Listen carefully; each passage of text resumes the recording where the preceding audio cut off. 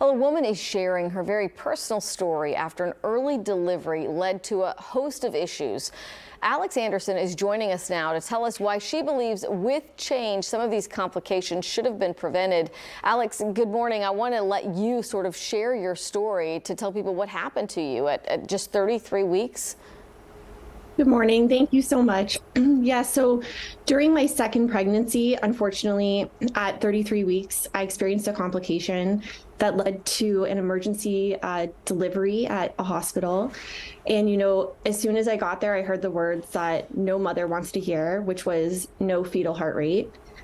But we made it through, both my daughter and I, and that's when we entered the world of the NICU, which, is a very special place and was initially overwhelming for us. You're in this new world that you've never been in, so many new sights and sounds and lines everywhere. But once we got there, initially our hope was just to be thankful and begin healing and recovering. Yeah, so what was it that happened after the delivery? It was the IV that your daughter had that concerned you. Can you tell me about that? Absolutely, yes. So when we were in the NICU, the number one goal for any family there is to be discharged. So you come in, as you can imagine, day after day, working so hard with your baby to make them strong enough and heal so that you can get that clearance to go home. And that's what we were doing. And we were in there for what was actually weeks, working every day to get her strong enough. And it was the day before we could have been discharged that I came in. And I noticed her IV site, the skin around her IV site was flaming red. There was yellow discharge coming out of it. I had to watch as they removed the medical dressings from her, which tore at her skin. And then she tested positive for a hospital-acquired infection, which became yet another major setback to her healing and her being reunited with her brother at home.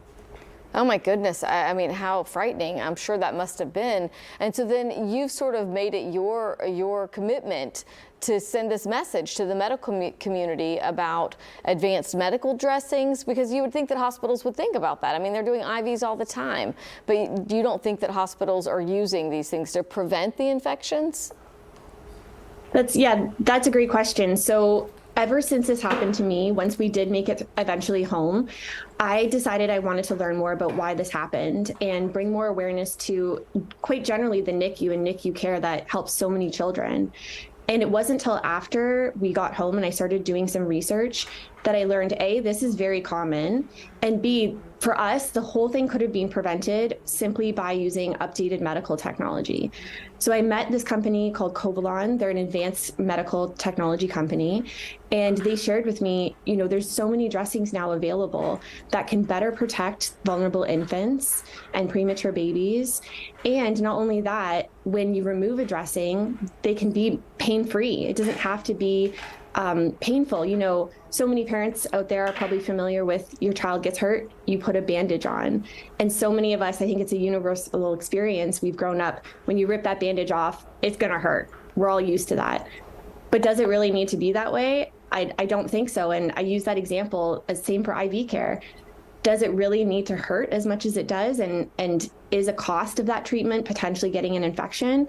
I don't think so. And I think we can rewrite that story for so many other families. And so are you now working with this company that sort of provides the advanced medical dressings? Yes. So they make dressings that, number one, they protect against infection. Standard dressings, it's easy just to take for granted an IV dressing is an IV dressing is an IV dressing. Mm-hmm. No, with Covalon, their dressings, they have dual antimicrobials, whereas a standard IV dressing usually only has one. And the other thing is they're made with soft silicone, so they're much more gentle on the fragile skin of a premature baby. So these dressings absolutely can be used. And, the truth is, some of the top hospitals are using these dressings. It's just that we need to bring more awareness so that every child, every baby, every family can experience this better protection and this more gentle care. All right, Alex Anderson, thanks so much for joining us this morning and for sharing your story. I appreciate it. Have a great day.